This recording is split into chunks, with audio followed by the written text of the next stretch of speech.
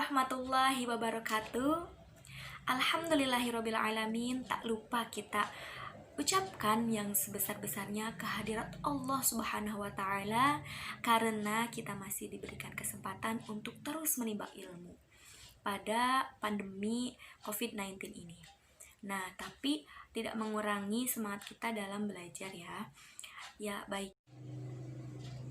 Yang kami hormati Ibu Siti Maria Munjiat, SSMPDI, selaku dosen pengampu mata kuliah Hadis Tarbawi pada semester 5 kali ini. Dan tak lupa teman-teman semuanya seperjuangan kelas PAIB semester 5 yang kami cintai. Baik, kami di sini dari kelompok 7 yang mana beranggotakan saya pribadi dan Khalifah Abbas, kemudian rekan saya bernama Muhammad Fitriadi dan Nurul Aulia. Materi yang akan kami sajikan adalah tentang pendidik menurut perspektif hadis. Untuk pemateri pertama akan disajikan oleh Muhammad Fitriadi. Kepada Muhammad Fitriadi dipersilahkan. Bismillahirrahmanirrahim. Assalamualaikum warahmatullahi wabarakatuh. Saya Muhammad Fitriadi Saifuddin dari kelompok 7. Sebagai pemateri pertama, saya akan menjelaskan mengenai pengertian dari kata pendidik. Secara umum, pendidik adalah seorang yang bertanggung jawab untuk mendidik murid-muridnya, peserta didiknya. Kemudian saya juga mengambil dari beberapa tokoh atau para ahli. Salah satunya ada Ahmad Tafsir. Beliau berkata bahwa pendidik ialah orang-orang yang bertanggung jawab terhadap perkembangan anak didik dengan mengupayakan perkembangan seluruh potensi anak didik tersebut, baik potensi afektif, potensi kognitif, maupun potensi psikomotoriknya, sesuai dengan nilai-nilai ajaran Islam. Kemudian ada dari Nur Ubiyati memberikan definisi tentang pendidik adalah orang-orang dewasa yang bertanggung jawab memberi bimbingan atau bantuan kepada anak-anak didik dalam perkembangan jasmani dan rohaninya agar mencapai kedewasaannya, mampu melaksanakan tugasnya sebagai makhluk Allah, khalifah di permukaan bumi, sebagai makhluk sosial, dan sebagai individu yang sanggup berdiri sendiri. Nah, dari beberapa contoh tersebut, kita bisa mengambil kesimpulan dari beberapa pengertian yang tadi saya sebutkan, bahwa dapat dipahami bahwa pendidik dalam perspektif pendidikan Islam adalah orang-orang yang bertanggung jawab terhadap upaya perkembangan jasmani dan rohani peserta didiknya agar mencapai tingkatan kedewasaan sehingga ia mampu menunaikan tugas-tugas kemanusiaannya, baik sebagai khalifah maupun sebagai abid, sesuai dengan nilai-nilai ajaran Islam. Oleh karena itu, pendidik adalah konteks ini bukan hanya terbatas pada orang yang bertugas di sekolah, tetapi semua orang yang terlibat dalam proses pendidikan anak sejak dalam kandungan hingga dewasa, bahkan sampai meninggal dunia. Terima kasih. Terima kasih kepada saudari Adi yang telah memaparkan tentang pengertian seorang pendidik menurut beberapa ahli ya tadi. Nah, baik, selanjutnya adalah saya pribadi yang akan membahas tentang karakter seorang pendidik. Karakter seorang pendidik. Nah, di sini saya mengambil pendapat dari Ar-Rasyidin. Beliau mengungkapkan bahwa hakikat dari seorang pendidik adalah Allah Subhanahu wa Ta'ala, di mana dialah Al-Alim yang mengajarkan pembendaharaan ilmu kepada manusia. Kemudian dialah Ar-Rabb, yang mana dialah seorang murabi bagi seluruh makhluk, khususnya manusia. Dan dialah seorang muadib yang mentakdib Rasulullah Shallallahu Alaihi Wasallam untuk memiliki adab-adab yang baik. Baik, di sini banyak sekali karakter-karakter yang harus dimiliki oleh seorang pendidik. Khususnya kita sebagai calon pendidik harus mengasah diri kita sendiri agar memiliki karakter-karakter tersebut. Karakter-karakter apa sih yang harus dimiliki oleh seorang pendidik? Di sini saya mengambil pendapat dari Abdurrahman An-Nahlawi, di mana beliau mengungkapkan bahwa seorang pendidik harus memiliki 10 karakter. Karakter yang pertama itu harus mempunyai watak dan sifat robaniyah yang tercermin dalam tujuan, tingkah laku, dan pemikirannya. Tentu saja dong, di sini seorang guru, seorang pendidik adalah menjadi sorotan bagi murid-muridnya. Segala tingkah laku, pembicaraannya pasti ditiru, di mana guru sendiri adalah digugu dan ditiru. Nah, untuk si karakter yang kedua adalah bersifat ikhlas, di mana seorang guru itu harus memurnikan niatnya sebelum mengajar ataupun sesudah mengajar, yaitu untuk mengharapkan ridho Allah Subhanahu wa taala dalam melaksanakan tugas-tugasnya, baik itu dalam membuat RPP, dalam menyampaikan ilmu, dan lain sebagainya. Kemudian karakter yang ketiga itu bersifat sabar dalam mengajarkan berbagai ilmu pengetahuan kepada peserta didik, dan juga harus jujur dalam menyampaikan ilmu yang diketahuinya. Kalau misalnya tidak mengetahui, lebih baik dan dibiasakan untuk berbicara tidak tahu daripada kita menjawab pertanyaan dari seorang murid namun itu hanya asal-asalan dan tidak ada sumber yang valid. Kemudian karakter yang selanjutnya adalah senantiasa membekali diri kita sendiri dengan ilmu dan semangat yang besar untuk terus belajar. Karena tentunya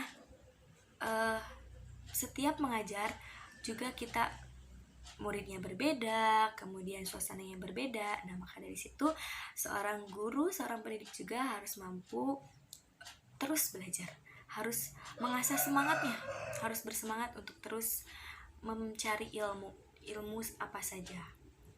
Kemudian selanjutnya adalah mampu menggunakan metode mengajar secara bervariasi dan sesuai.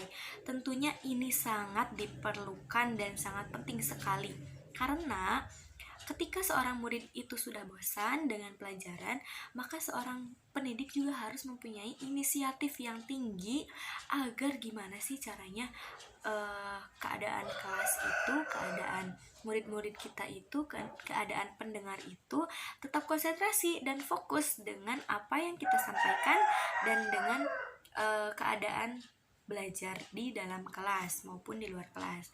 Kemudian ini karakter yang ketujuh itu mampu mengelola siswa dan bersifat tegas dalam bertindak. Ini juga sama seperti yang tadi ya, cuma ditambahkan dengan sikap tegas dalam bertindak. Tentu saja ini terkadang kita akan dihadapkan dengan seorang murid yang mungkin agak kurang baik atau agak lancang seperti itu. Nah, di sini sikap tegas diperlukan oleh seorang pendidik. Kemudian yang ke-8 itu mengetahui psikolog peserta didik sesuai dengan masa perkembangannya. Tentu saja dong, misalkan kita mengajar di SMP, pasti akan berbeda keadaan psikologisnya dengan seorang siswa SMA atau SMK, bahkan TK juga pasti berbeda ya. Kemudian karakter yang ke-6 yang ke-9 yang harus dimiliki adalah tanggap dan peka terhadap kondisi dan perkembangan dunia yang mempengaruhi jiwa dan pola pikir kita semua. Tentu dong, apalagi kita sedang berada di keadaan pandemi COVID-19 ini, dimana kita juga harus inisiatif juga bagaimana sih caranya agar kegiatan belajar itu terus berjalan, pendidikan semakin maju. Dan sikap yang terakhir adalah bersikap adil terhadap para pendidik, para peserta didik. Tentu di sini tidak boleh adanya pilih kasih, dan dengan adanya evaluasi pendidikan juga kita akan dapat lebih bersikap adil bagaimana sih memperlakukan siswa dengan sesuai dengan porsinya, sesuai dengan kemampuannya. Selanjutnya akan disampaikan oleh Teh Aul yang akan menyampaikan tentang hadis yang terkait dengan seorang pendidik. Di sini saya akan menjelaskan tentang keutamaan pendidik dalam kitab hadis Shahihul Bukhari. Keutamaan pendidik dalam kitab Shahihul Bukhari itu yang pertama itu akan diberikan ganjaran pahala. Sebagaimana hadis yang telah dinyatakan yang berbunyi Akhbarana Muhammadun wa ibnu Salamin haddatsana al-Muharramiyu qala haddatsana Shalihu bin Hayyana qala Amir Sya'biyu haddatsani Abu Burdata an abihi qala Rasulullah sallallahu alaihi wasallam salatatu lakum ajrani rajulun min ahlil kitabi amana bi nabiyhi wa amana bi Muhammadin sallallahu alaihi wasallam wal 'abdul mamluku idza adda haqqallahi wa haqqa mawalihi wa rajulun kanat 'indahu amatun fa addabaha fa ahsana ta'dibaha wa 'allamaha fa ahsana ta'limaha thumma aqataha fa tazawwajaha falahu ajran. Yang artinya itu adalah telah mengabarkan kepada kami Muhammad ibnu Salam, telah menceritakan kepada kami Al-Muharabi, dia berkata, telah menceritakan kepada kami Shalih ibnu Hayyan, dia berkata, telah berkata Amir Asy'ari, telah menceritakan kepadaku Abu Burda dari bapaknya, dia berkata, telah bersabda Rasulullah Shallallahu alaihi wasallam, ada 3 orang yang akan mendapatkan pahala 2 kali. Yang pertama itu seseorang dari ahlul kitab yang beriman kepada nabinya dan beriman kepada Nabi Muhammad SAW. Yang kedua, seorang hamba sahaya yang menunaikan hak Allah dan menunaikan hak tuannya. Yang ketiga, seseorang yang memiliki hamba sahaya wanita, lalu dia memperlakukannya dengan baik, mendidiknya dengan baik, dan mengajarkannya kepadanya dengan sebaik-baik pengajaran. Kemudian membebaskannya dan menikahinya, maka baginya 2 pahala. Baiklah, maksud dari hadis tersebut yakni keutamaan pendidik. Maksud dari hadis tersebut itu ada di antaranya ada 3 orang yang diberikan ganjaran pahala. Salah satunya itu adalah seorang pendidik. Kenapa seorang pendidik itu diberikan ganjaran pahala 2 kali lipat? Karena seorang pendidik itu telah memberikan ilmunya kepada seorang peserta didik. Seorang pendidik itu telah mendidik sang peserta didik dengan sebaik-baik pendidikan, telah mengajarkan kepada peserta didik dengan sebaik-baik pengajaran, dan tentunya harus dengan niat yang ikhlas dan harus dengan sifat-sifat yang harus dipunyai oleh seorang pendidik yang telah dijelaskan pada saudari Olive. Alhamdulillahirrabbilalamin, semua materi telah tersampaikan. Terima kasih kepada pemateri dan terima kasih juga kepada teman-teman semuanya yang masih setia dan bersemangat dalam menuntut ilmu. Dan tak lupa kami juga ucapkan terima kasih yang sebesar-besarnya untuk Ibu Maryam selaku dosen pengampu. Kami undur diri, mohon maaf apabila terdapat banyak kesalahan. Wassalamualaikum warahmatullahi wabarakatuh.